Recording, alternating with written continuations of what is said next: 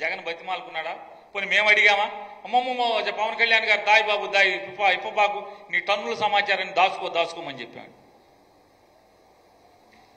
నీకు చేతనైతే నీ దగ్గర టన్నులు ఏమున్నాయో బయటెట్టు.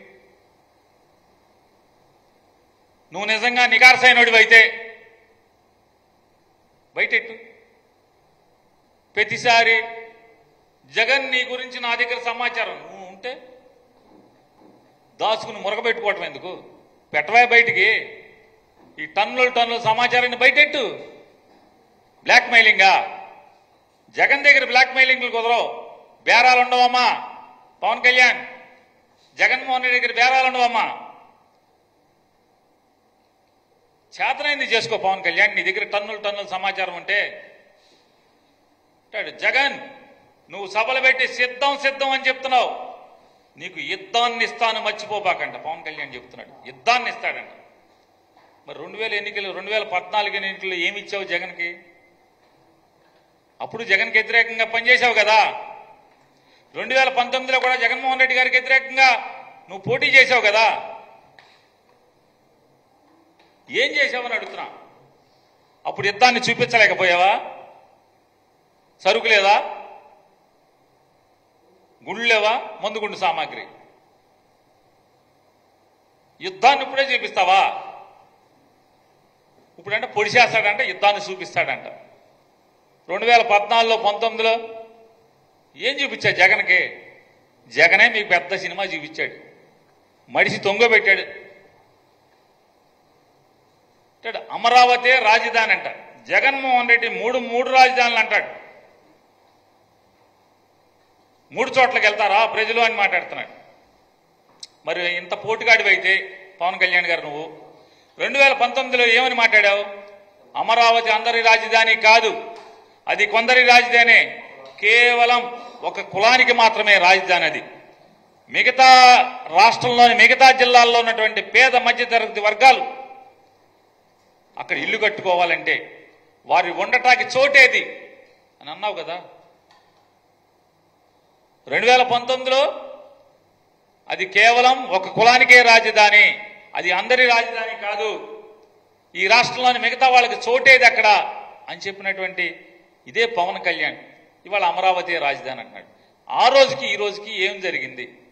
మార్పు ఏం జరిగింది? చంద్రబాబుకి నీకు మధ్య ఏం జరిగింది? లాలూచి చెప్పాలి కదా. చెప్పకుండా నేను ఎవరికేమీ చెప్పను. మీరు నన్ను అడిగితే బయటికి పోండి. పోతారు. నువ్వు వెళ్ళమనక్కర్లా, జనం వెళ్ళమనకుండానే పోతారు. ఏంటంటే ఆయన్ని 24 సీట్లేనా 24 సీట్లేనా ఆఫ్టర్ ఆల్ 24 సీట్లేనా అని అంటున్నారండి. ఎవడంటాడు? ఎవడికేం పని? జగన్మోహన్ రెడ్డి గారికి ఏం పని? వైఎస్ఆర్ కాంగ్రెస్ పార్టీకి నువ్వు 24 కాబట్టి 4 తీసుకో, 2 తీసుకో, 0 తీసుకో. 2014లో 0 సీట్లు కదా, ఏం తీసుకోలేదు కదా. మరి ఎవడు ఏమన్నా ఆ రోజు మాకేం అవసరం? నువ్వు సీట్లు తీసుకోలేదని మాట్లాడేమా? తీసుకుంటే ఏంటి, తీసుకోకపోతే ఏంటి? ఎవడికి బాధ? నువ్వు సీట్లు తీసుకోకపోతే ఎవడికి బాధ? ఒక విరివాడ రామచంద్రరావుకి బాధ, ఒక దుర్గేష్కి బాధ, లేదా ఆశ పెట్టుకున్నటువంటి జగ్గంపేటలో కుర్రోడు ఎవడో గుళ్ళో పడుకున్నాడు ఇవాళకు కూడా. ఆయన పేరేంటి సార్? ఏంటి సార్? సూర్యచంద్ర అంట. ఆ సూర్యచంద్ర లబో దిబ్బమని ఏడుస్తున్నాడు, అతనికి బాధ. లేదా మీరు హాస్పిటల్లో నిరాహార దీక్ష చేస్తుంటే ఫోన్ చేసి నా మాటను నేను ముఖ్యమంత్రి అవుతాను, నేను ముఖ్యమంత్రిగా పోటీ చేస్తాను, నువ్వు నిమ్మరసం తీసుకోమని ఏలూరు హాస్పిటల్కి ఫోన్ చేసినటువంటి హరిరామ్ జోగి గారికి బాధ. లేదా మీ పార్టీ మనుషులందరినీ కూడా పంపించి జోలపాట పాడి ముద్రగడ పద్మనాభం గారింటికి అయోధ్య వెళ్ళాక వస్తాను, కాశీ వెళ్ళాక మీ ఇంటికి వస్తాను కౌర్లు చేసింది మీరు కదా. ఏమంటే బాధ ముద్రగడ పద్మనాభం గారికి ఉండాలి, లేదా మీ జెండా మోసే కార్యకర్తలకు ఉండాలి. ఏంట్రా మనోడు ఇంత దిగజారిపోయాడని చెప్పని, లేదా నీకు ఓటేద్దాం అనుకున్నటువంటి మన కాపులకు ఉండాలి బాధ. వైఎస్ఆర్ కాంగ్రెస్ పార్టీకి ఎందుకు బాధ? నువ్వు 24 తీసుకుంటే ఏమి తీసుకోకపోతే ఎవడికి బాధ?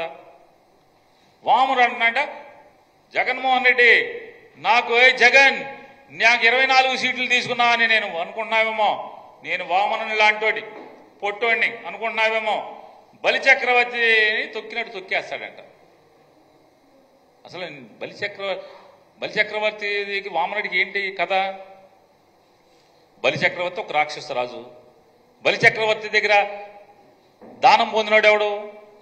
విష్ణుమూర్తి వామనుడి రూపంలో వచ్చినటువంటి దశావతారాల్లో ఒక భాగమైనటువంటి విష్ణుమూర్తి వచ్చి వామనుడి రూపంలో వచ్చి దానం పొంది ఆ 3 దానాల్లో 3వ దానం కింద నెత్తి మీద కాలు పెట్టి పాతాళానికి తొక్కాడు రాక్షస రాజుని. ఇక్కడ దానం పొందింది ఎవరు? 24 సీట్లు దానం పొందింది ఎవరు? ఎవరి దగ్గర ఎవరు పొందారు? ఎవరి దగ్గర ఎవరు పొందారు? 24 సీట్లు దానం పొందిన వామనుడు నువ్వు ఎవరిని తొక్కాలి ఇప్పుడు? నీకు సీట్లు దానం చేసిన చంద్రబాబుని పాతాళానికి తొక్కుతావు ఖాయంగా. రేపు జరగబోయేది అదే. పాతాళానికి తొక్కేస్తా. ఈ సొల్లు గౌర్లు ఇవన్నీ కూడా దానం వేసి పాతాళాన్ని తొక్కుతా అంటే ఎవరిని తొక్కుతావు పాతాళానికి? ఇవాళ చంద్రబాబు నాయుడిని నువ్వు పాతాళానికి తొక్కితే రాబోయే రోజుల్లో ఈ రాష్ట్రంలో పేదరికం పోతుంది, పేద మధ్యతరగతి వర్గాలకి మేలు జరుగుతుంది. నువ్వు దానం పొంది 24 సీట్లు దానం పొందినటువంటి చంద్రబాబు నాయుడిని పాతాళానికి తొక్కేయి. దానం పొందావు, వామనుడి కథలాగా చంద్రబాబు నాయుడిని పాతాళానికి తొక్కేయి. సాధారణంగా ఎవడన్నా పొగట్టాకి పక్కనే ఉన్న పెట్టుకుంటాడు, లేదా ఇద్దరు కలిసి ఉన్నారు కాబట్టి పవన్ కళ్యాణ్ని చంద్రబాబు పొగడాలి, చంద్రబాబుని పవన్ కళ్యాణ్ పొగడాలి. చంద్రబాబు ఒక్కటంటే ఒక్క మాట పవన్ కళ్యాణ్ గురించి మాట్లాడాల. ఒక్క మాట కూడా పవన్ కళ్యాణ్ ఈరుడు సూర్యుడు, నేను జైల్లోకి వెళ్తే నా పార్టీని బతికిచ్చాడు, నా చచ్చిపోయిన పార్టీని మొత్తం కకాకమైనటువంటి మొత్తం నేను తినేసిన డబ్బులకి దొరికిపోయి జైల్లోకి వెళ్తే, రాజమండ్రి జైల్లోకి వెళ్తే అసలు మా కొడుకేమో ఢిల్లీ పారిపోయాడు, మా కార్యకర్తలు ఎవరింటో కాడి వెళ్ళిపోయారు, పవన్ కళ్యాణ్ వచ్చి మా పార్టీని బతికిచ్చాడు, లేకపోతే మా పార్టీ అసలు మామూలు పోటీ చేయటానికి కూడా కనీసం ఈ 94 సీట్లు డిక్లేర్ చేయడానికి కూడా మనుషులు ఉండేవాళ్ళు కాదని చెప్పని ఒక్క మాట చెప్పాడా? చెప్పరా. చివరికి మన డబ్బా, మన సెల్ఫ్ డబ్బా మనమే కొట్టుకోవాలి ఆయన చెప్తాడు. పవన్ కళ్యాణ్ అంట ఆయనేమో ఎంత కర్మ అంటే పవన్ కళ్యాణ్కి, అతని గురించి అతనే సెల్ఫ్ డబ్బా లేపుకోవాలి, జాకీ పెట్టి అతనే చెప్పుకుంటాడు. రాక్షసులు అంటే రాక్షస గణానికేమో కొమ్ము కాస్తాడు చంద్రబాబును వాళ్ళ అబ్బాయికి. ఈయనంట వామనుడు అంటాడు. అసలు పురాణాల్లో పోస్టాకి పవన్ కళ్యాణ్కి ఏముంది? అసలు ఏం పాత్ర ఉంది? శల్యుడి పాత్ర ఒకటే ఉంది. పవన్ కళ్యాణ్ పురాణాల్లో పార్చాలంటే శల్యుడి పాత్ర ఒకటే. కాపుల్ని ఇతని మీద విపరీతమైనటువంటి, అంటే మాకు కూడా ముఖ్యమంత్రి ఉంటే బాగుంటుంది కదా, పవన్ కళ్యాణ్ చెప్పాడు కదా, ఇన్నాళ్ళు కమ్మోళ్ళు ఆంధ్ర రాష్ట్రాన్ని వెళ్ళారు, రెడ్లు వెళ్ళారు, మన కులాన్ని నుంచి కూడా ఎవడొకడు ముఖ్యమంత్రి అయితే బాగుంటుంది కదా, రాజ్యాధికారం కాపులకు కూడా వస్తే బాగుంటుంది కదా అని కాపులందరూ కూడా ఆశపడి సరే నీకు ఓటేద్దాం అనుకున్నారు, ప్రయత్నం చేస్తాను, మెజారిటీ అంటే చాలామంది కాపులు అనుకుంటున్నాం అనుకో. కానీ ఏం చేస్తున్నావు? వాళ్ళందరినీ జెండా మోసే కార్యకర్తలందరూ కూడా నువ్వు కనపడితే చాలు పాపం మొన్నటిదాకా మధ్యదాకా ఇప్పుడు 1 సంవత్సరం క్రితం వరకు సీఎం సీఎం సీఎం అని అరుస్తూ ఉండేవాడు పాపం అమాయకత్వంతో.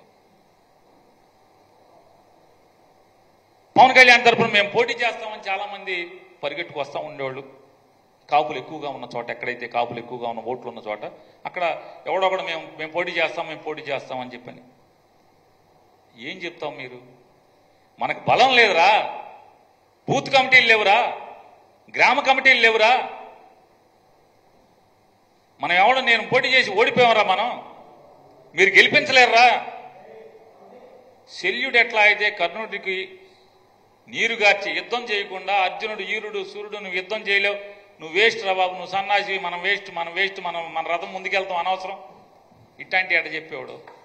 శల్యుడిలాగా మొత్తం పార్టీ జెండా మోసే కార్యకర్తల్ని పోటీ చేద్దాం అనుకున్నటువంటి ముందుకు వచ్చేటువంటి నాయకుల్ని, ఓటేద్దాం అనుకుని ముందుకు వచ్చేటువంటి వాళ్ళందరినీ కూడా శల్యుడిలాగా మొత్తం నిర్వీర్యం చేస్తున్నాడు, వాళ్ళ నైరాశ్యాన్ని నింపుతున్నాడు. నువ్వు శల్యుడు అయితే వామనుడు అంటావేంటి? ఈ సెల్ఫ్ డబ్బా కదా. రాక్షస గణ నాయకుడు అయినటువంటి చంద్రబాబు లాంటి దుర్మార్గుడికి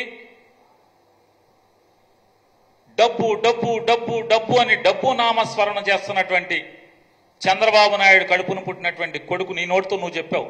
అతను దగాకోరు, దోపిడీదారు, డబ్బు డబ్బు. ఇవాళ తెలుగుదేశం కార్యకర్తలు అందరూ ఏడుస్తున్నారు.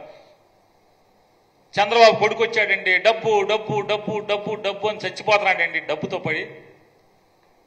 మరి అట్లాంటి వాళ్ళకి కొమ్ము కాస్తున్నటువంటి సెకండ్ కదా నువ్వు. వాళ్ళకి అడ్డం నుంచుంటున్నటువంటి యుద్ధంలో అడ్డం నుంచుంటున్నటువంటి సెకండ్ పాత్ర కదా మంది. శల్యుడు సెకండ్ రెండు కలిసిన పెట్టినటువంటి పాత్ర కదా మంది.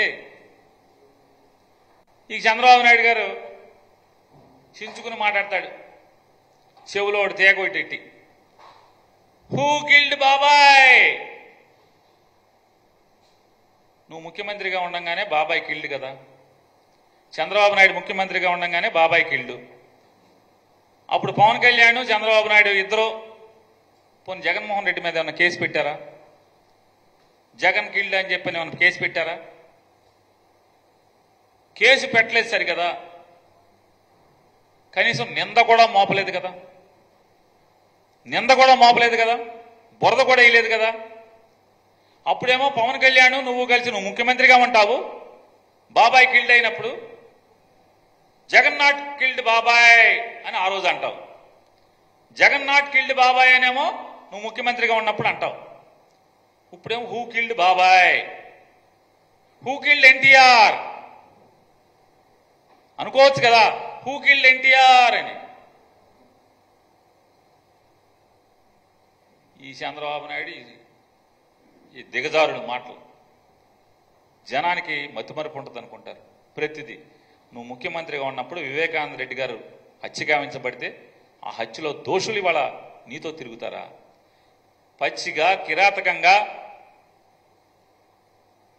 టీవీలకి ప్రెస్ మీట్లు పెట్టి నేను ఈ రకంగా ఇలా పొడిచాను, ఇలా నరికాను, ఇలా కిరాతకంగా గుండెల మీద కూర్చుని కత్తి దింపాను గుండెల్లోకి అని చెప్పి ప్రెస్ మీట్ పెట్టినటువంటి హత్య చేసినటువంటి ముద్దాయి నీ పార్టీలో జెండా మోస్తాడా? నీతో తిరుగుతాడా? చంద్రబాబు నాయుడుతో హూ కిల్డ్ బాబాయ్ నోరా తాటి పట్టా అది. చంద్రబాబు నాయుడు 75 ఏళ్ళు వయసు వచ్చింది. ఊళ్ళో తాటి చెట్టుకి ఊరి మధ్యలో ఉన్నటువంటి మర్రి చెట్టుకి కూడా వయసు వస్తుంది. కానీ మనం మనుషులం కదా. సంస్కారం, నిన్నేం మాట్లాడాం, వాస్తవం ఏంటి?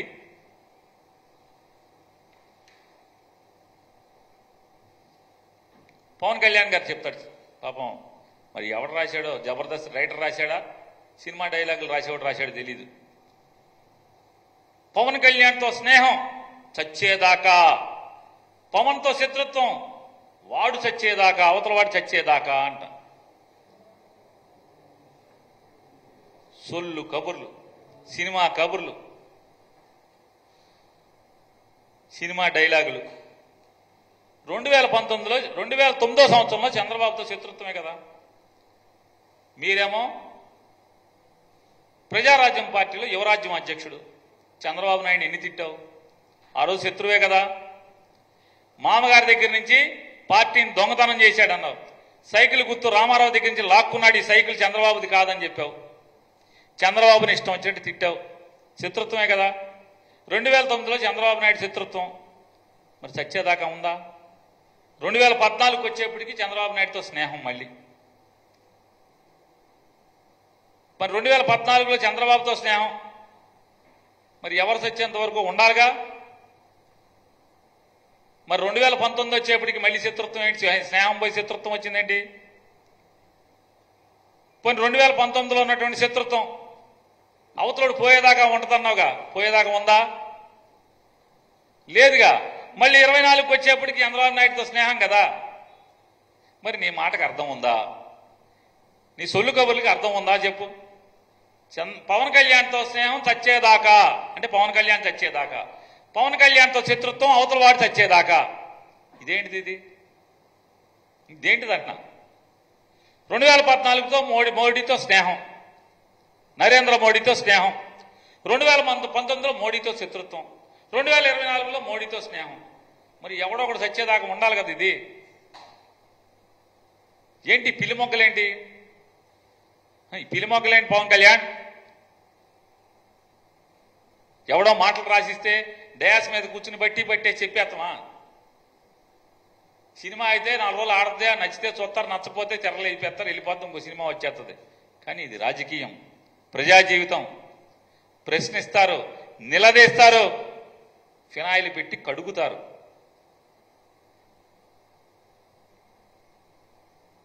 రెండు వేల ఇరవై నాలుగు మీ జెండాల సభ సాక్షిగా ప్రజలు నీ జెండా, చంద్రబాబు నాయుడు జెండా మడతేయటం ఖాయం. నీ జెండా పవన్ కళ్యాణ్, నీ జెండాల సభ సాక్షిగా చెప్తున్నాం. నీ జెండా, చంద్రబాబు నాయుడు జెండా, ఈ 2 జెండాలని ప్రజలు మడతేయటం ఖాయం. జగన్ని ఓడించటం కోసం, జగన్మోహన్ రెడ్డి గారిని ఓడించటం కోసం 3 ఎన్నికల నుంచి 2014, 2019, 2024 ఈ 3 ఎన్నికల్లో మీ ఇద్దరి డ్రామాల్ని కూడా ప్రజలు చూస్తున్నారు, ప్రజలు గమనిస్తున్నారు. మరీ ప్రత్యేకించి పవన్ కళ్యాణ్, మరీ ప్రత్యేకించి 2014, 2019, 2024 మీ ఇద్దరి డ్రామాల్ని మరీ ప్రత్యేకించి కాపు కులం గమనిస్తుంది. కాపుల్ని బీసీలుగా చేస్తానని